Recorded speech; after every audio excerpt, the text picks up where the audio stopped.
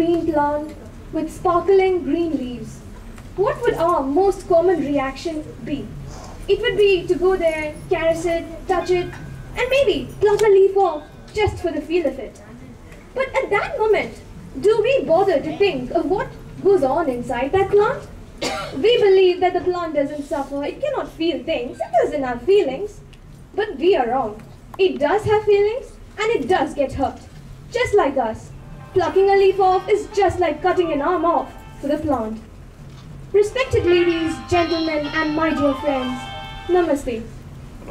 It was our very own Jagadish Chandra Bose who found out and showed the world that plants also have feelings, that it also gets hurt, just like us. J.C. Bose was born on 1858 in Calcutta. He began his high school education in India and went to England to study medicine. However, he realized that it wasn't his aptitude. He gave it up and learned nature science instead. He began his career as a lecturer in a college in Calcutta. As a young boy, J.C. Bose was a very inquisitive boy. He always wondered, how do seeds germinate, how do flowers become fruits, and how do new plants grow? He was very inquisitive indeed. J.C. Bose, with his inquisitiveness and aptitude for science, found out why plants don't grow in a straight line, why they always grow towards a source of light, why the sunflower, which closes when the sun sets, also rises when the sun rises. He found out this and a lot more.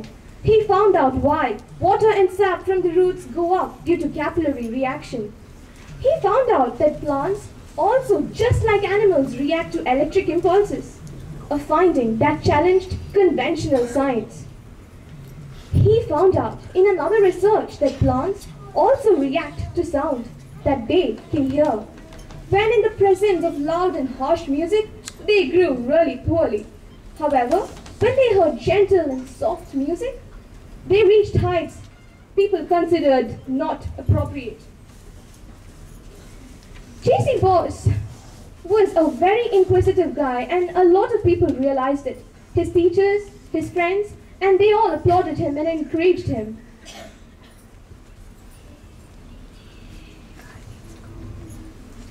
J.C. Bose went to England to study medicine, and he came back again later on after he began his career in India.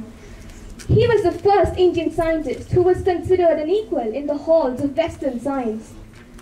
When he gave his lecture in the Royal Institution of London, people just couldn't believe it. Oh, an Indian can do this? He was the first and only Indian there to speak on radio waves. In 1917, he was knighted by the Queen in Britain, and in 1920, he was elected a member of the Royal and prestigious Society of London.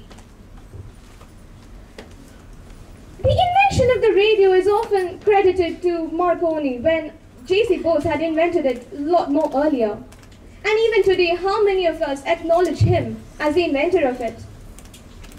When Marconi made his first transmission, he never ever made an excerpt or even acknowledged Bose as somebody who helped him in this field. However, later researchers has proved that his Marconi's mechanism was a near exact replica of what Bose had made earlier. It just goes to show how we do not acknowledge our own scientists, even today in this 21st century. J.C. Bose died in November 1937, and till the very end, he was a very busy man with his research. He toiled for science like a saint, a great example to all. He is known in many fields of science, yet his research in the feelings of plants is the most famous, for changing conventional science, for challenging Western science, and many more. May India continue to bring up scientists of great caliber and enthusiasm, just like him. Thank you.